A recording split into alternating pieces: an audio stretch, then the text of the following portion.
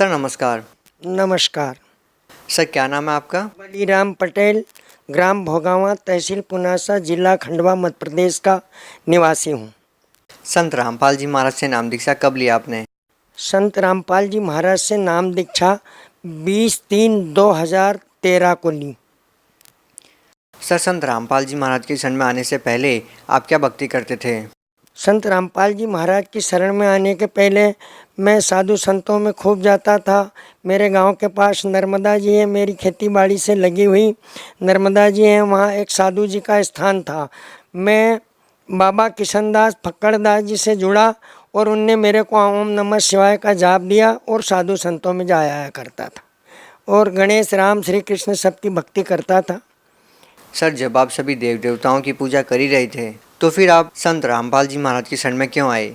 वो ऐसा आना पड़ा, मेरी बहना काफ़ी बीमार रहा करती थी तो मेरे गांव का एक व्यक्ति सतलोक आश्रम बरवाला गया और वहाँ से ज्ञान गंगा की पुस्तक लाया। वो ज्ञान गंगा की पुस्तक उसने हमारे घर परिवार में दी। जब उसको हमने पढ़ा, अध्ययन किया तो मन में विचार आया कि जीजी की तबीयत वहाँ से ठीक हो सकती है, इसलिए हम संत रामपाल जी महाराज के सतलोक बरवाला आश्रम, जिला हिसार, हरियाणा पहुँच गए। सर आप संत रामपाल जी महाराज की शरण में इसलिए गए कि आपकी बहन की जो तबीयत थी वो बहुत ख़राब रहती थी, उसका इलाज करवाने के लिए या फिर उनकी बीमारी ठीक नहीं हो रही थी उसका समाधान करवाने के लिए आप संत रामपाल जी महाराज की शरण में गए। तो क्या सर संत रामपाल जी महाराज की शरण में जाने के बाद आपके बहन की बीमारी ठीक हुई? क्या आपको उनकी बीमारी में राहत मिली? हम जैसे ही बरवाला सतलोक आश्रम बरवाला, जिला हिसार, हरियाणा पहुँचे तो हमारी जीजी जो काफ़ी समय से बीमार थी उनको कम से कम 10-5 पैसे की जाने में ही और भगवान के संत रामपाल जी महाराज के दर्शन करने से ही उनके माथे पुण्य हाथ रखा। वो बहना खूब रोने लगी और थोड़ा उनके स्वास्थ्य में फर्क पड़ा, अंतर हुआ, 10-5 पैसे की उनको फ़ायदा हुई। तो हमको ये विश्वास हो गई कि अब दुनिया में ऐसे संत के पास जाने से इतना बीमार जब अच्छा हो सकता है तो और भी आगे कुछ फ़ायदे होंगे इस मनुष्य जीवन में। फिर क्या हुआ कि मैं किसान था तो मेरी एक ज़मीन जो थी वो बिकी और अच्छे भाव में बिकी। मैंने सोचा दूसरी जगह में अपन ज़मीन खरीद लेंगे। तो हमारे गांव के पास एक साधु बाबा का स्थान है, उस साधु बाबा ने मेरे बेटे से 6.5 लाख रुपए, 6,51,000 रुपये ले लिए और कहा कि भाई ये आप दे दो, हम कुंभ के मेला में ये साधु संतों में भंडारा करेंगे और तुमको डबल पैसा दे देंगे। अब साहब वो हमको परेशान करने लग गए। अब जब भी हम जाएं बोले 4-8 दिन में दे देंगे, 4-6 दिन में दे देंगे, 10-5 दिन में दे देंगे। ऐसा करते करते हम 2-4-6-8-10 महीने तक जाते रहे। सब पैसे के लिए दिक्कत हो गई, मेरे पे कर्जा हो गया। गरीब आदमी, किसान आदमी, घर में झगड़े होने लगे, कर्जे वालों की तगादा होने लगी। बार बार उनके पास जाकर कहने लगे। उनने ऐसा करते करते हमको काफ़ी समय निकाल दिया। फिर दिमाग में ये बात आई कि बहना को हम वहाँ सतलोक आश्रम ले गए थे, ज़रूर क्यों ना गुरुजी की, संत रामपाल जी महाराज की शरण में चलें, ज़रूर वहाँ से अपना पैसा कुछ भी देने के लिए वो कहेंगे। और विश्वास हो गई थी मन को। हम वहाँ गए, परमात्मा के दर्शन किए। संत रामपाल जी महाराज ने, हमारी घरवाली ने और हमने ये बताया कि हमारी ज़मीन का पैसा बेच के बेटे से इनने ले लिया है। महाराज खूब हंसे और महाराज जी ने कहा कि हमने जो ये भक्ति तुमको करने के लिए दी है इसको करते रहना, तुम्हारा गुरु महाराज सब पैसा ढीले से दिलवा देंगे।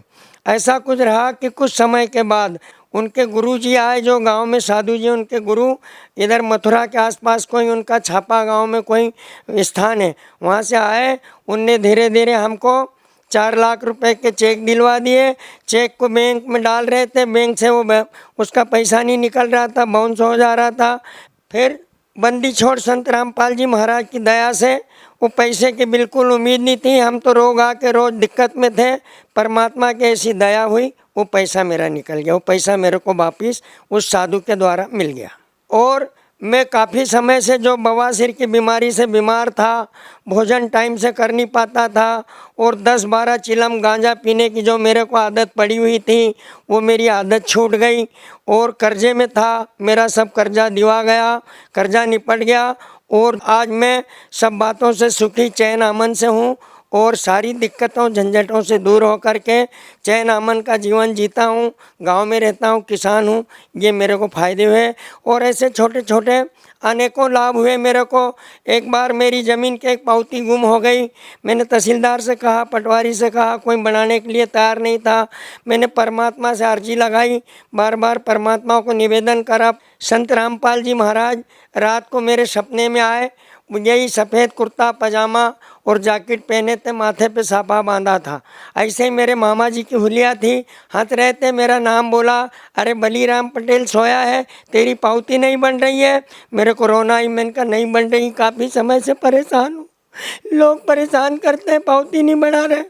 परमात्मा की, संत रामपाल जी महाराज की, उस भगवान की, उस परमात्मा की, उस गुरु जी की ऐसी दया हुई कि मेरे को एक पावती नहीं, चार चार पावतियाँ बना करके दे गए। एक तहसीलदार ने बना दी, एक पटवारी ने बना दी, एक एसडीएम ने बना दी, एक कलेक्टर ने। जब चार पावती एक किसान के पास देखी, ऐसा होता नहीं है, तो कलेक्टर ने पूछा एसडीएम से, बोले इनके पास चार पावती। एसडीएम कहता साहब आपके आदेश से बनाई, तहसीलदार कहता आपके आदेश से बनाई, पटवारी कहता आपके आदेश से बनाई। आज मेरे पास एक पावती है, 3 पावतियाँ उनने उनकी वापस जमा कर ली। और तो साहब जीवन में छोटी मोटी ऐसी अनेकों घटनाएं हुई। एक बार मेरा बच्चा काफ़ी बीमार हो गया था, तो परमात्मा की ऐसी कुछ दया हुई, मैंने उनको मनी मन भावों से याद करा है। परमात्मा, डॉक्टरों ने इसको मना कर दिया है कि आपके बच्चे का जीवन मुश्किल है। मैं इंदौर यहाँ लाया, उनका काफ़ी इलाज हुआ, 20 दिन तक इलाज चलता रहा। डॉक्टर लोग मेरे को नॉर्मल पोजीशन बताते रहे। मैंने मनी मन ध्यान करा कि हे परमात्मा आप ही हो, और तो मेरा कुछ इस दुनिया में है नहीं। संत रामपाल जी महाराज की ऐसी दया हुई, मेरा बच्चा अच्छा है, चंगा है, आज वो डॉक्टर है। मैं पूरे परिवार के साथ गाँव में रहता हूँ, घर रहता हूँ, किसान हूँ, आबाद हूँ, और अच्छे से खाता पीता हूँ और कर्जे से मुक्त हूँ। और ऐसे मेरे को अनेकों लाभ हुए। सर जैसा कि आपने बताया कि पहले आप गांजा पीते थे, चिलम पीते थे, आप बहुत नशा करते थे। सर आपका वो नशा कैसे छूटा?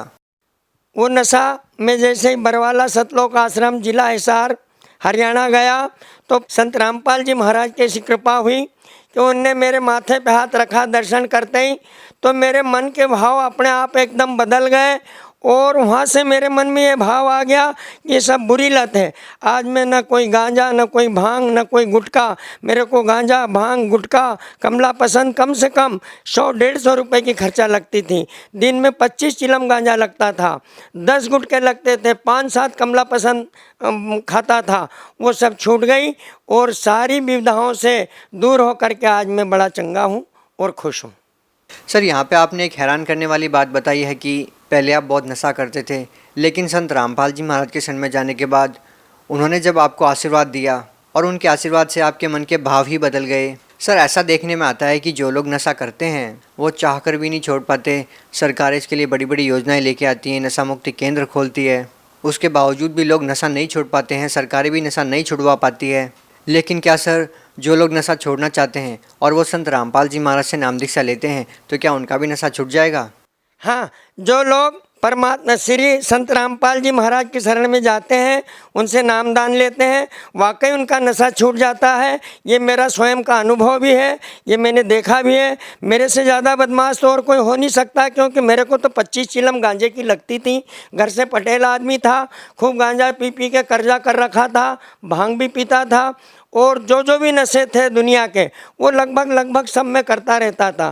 पर संत रामपाल जी महाराज की शरण में जाने से मेरी वो नशे की लत छूट गई। मैं आज चंगा हूँ, दोनों समय भोजन करता हूँ, बवासीर की बीमारी भी ख़त्म हो गई। मैं अपने जितने भी भाई बहन, जो भी हिंदुस्तान के किसान गृहस्थ, जो भी लोग हैं, जीवधारी जितने भी जीव हैं, उनसे अपने तरफ से एक निवेदन करूंगा, बार बार निवेदन करूंगा कि जितने भी नशेड़ी पतेड़ी भाई बंद हैं वो संत रामपाल जी महाराज की शरण में जाएं। मेरा अनुभव है, मेरा दावा है, और मेरा उनसे बार बार निवेदन है हाथ जोड़ करके कि संत रामपाल जी महाराज की शरण में जाएं। उनका दारू, मांस, मटन, व्यभिचार इत्यादि बुराइयां, कुरीतियां सब छूट करके वो जीवन में चंगे हो जाएंगे, कर्जे बाम से उतर जाएंगे और अपने घर में चैन और अमन का जीवन जिएंगे। ये मेरी निवेदन है लोगों से।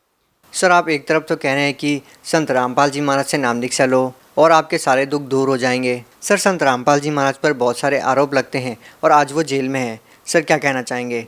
हाँ, मैं आज की जनता जनार्दन से, दुनिया से और कानून के ठेकेदारों से, न्यायाधीश न्यायमूर्तियों से, केंद्रीय मंत्रियों से, सांसदों से, विधायकों से और जो कानून का अमला लेके बैठे हैं, कानून की ठेकेदारी करते हैं, उन सभी महानुभावों से, उन सभी वरिष्ठ नेताओं से, उन सब वरिष्ठ देश के कार्यकर्ताओं से निवेदन करबद्ध करूँगा कि मेरे जैसा एक खतरनाक आदमी सारी बुराइयों से दूर हट करके एक अच्छे जीवन का जीवन जीने लगा हूँ, ऐसे ही सब लोगों का जीवन हो सकता है। ऐसे परमात्मा को जेल में रखने से हमारे राष्ट्र का हित नहीं है। राष्ट्र हितैषी संत को, राष्ट्र हितैषी परमात्मा को, राष्ट्र हितैषी रामपाल संत को अगर जेल में बिठाया है तो ये कानून के साथ खिलवाड़ है, अन्याय है। इस अन्याय के लिए मैं करबद्ध निवेदन करता हूँ केंद्रीय गवर्नमेंट से, प्रधानमंत्री महोदय से, न्यायाधीश महोदय से, सुप्रीम कोर्ट के जज महानुभाव जो वहाँ बैठते हैं, मैं यहाँ के साहब श्रीमान राष्ट्रपति महोदय से, उपराष्ट्रपति महोदय से, श्री वेंकैया नायडू जी से जो किसान के पुत्र हैं, अगर किसान का दर्द देखना हो तो मेरे दुख दर्द से समझें। मैंने जब अपने इतने दुख दर्दों के साथ संत रामपाल जी महाराज की शरण में जा कर के आज चंगा जीवन जीने की मेरे को उनसे प्रेरणा मिली है, उनके आशीर्वाद से आज मैं खुशहाल हूँ। मेरे घर परिवार में कोई कर्जा नहीं है, अनोखों लाभ हैं और यहाँ तक तो क्या कहूँ, ज़्यादा तो कहते हैं कह नहीं सकता,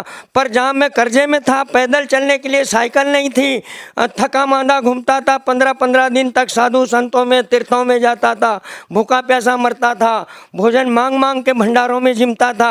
आज मेरे घर 4 व्हीलर है, बच्चा डॉक्टर है, दूसरे भाई का बच्चा मास्टर है, किसी का स्कूल है। तो मैं तो सरकार से, शासन से, राष्ट्रपति महोदय से, प्रधानमंत्री महोदय से, सांसद लोगों से, विधायक लोगों से और जितने भी देश के कानून के वरिष्ठ ठेकेदार लोग हैं, उनसे सबसे हाथ जोड़कर करबद्ध निवेदन करूंगा कि यदि ऐसे संत को जेल में डाला है तो ये कानून के साथ खिलवाड़ है, न्याय के साथ अन्याय है।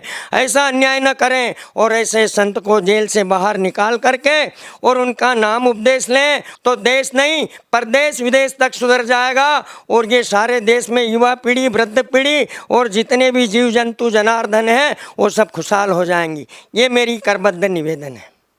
जी बहुत बहुत धन्यवाद आपका। जी